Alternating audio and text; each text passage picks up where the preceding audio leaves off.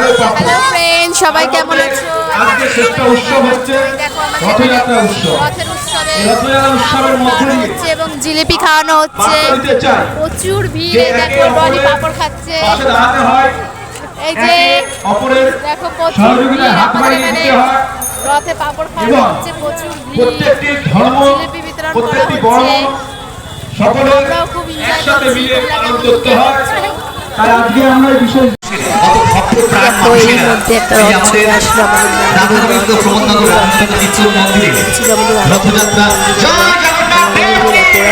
রথযাত্রায় দিল্লি সবাই এগিয়ে যাচ্ছিল। সত্যি খুব ভালো লাগছিল। এই দিনগুলো তো রোজ পাওয়া যায় না। অনেকে মিলে যাচ্ছিল। তারপর দেখো আমরা আমাদের সেই অনুষ্ঠানে কোনো সবাই বসে বসে পাঁপড় খাচ্ছি সবাই মিলে।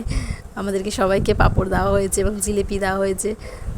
খুব ভালো লাগছিল। সবাই মিলে, বাচ্চারা মিলে, সবাই মিলে এনজয় করছিলাম। ওই দেখো ওইদিকে জিলিপি খাচ্ছে বা দেখাচ্ছে, পাঁপড় খাচ্ছে বাচ্চারা।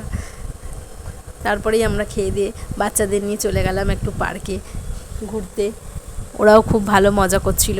পার্কে দোলনা চড়ছিলাম ভাইকে নিয়ে। ও তো পুরো আমার কোলে বসেই ছিল, ভয় পাচ্ছিল, তাও আমাকে জড়িয়ে ধরে বসেছিল। খুব এনজয় করছিল, এদিকে ভয়ও পাচ্ছিল। খুব ভালো লাগছিল। ও খুব মজা করছিল।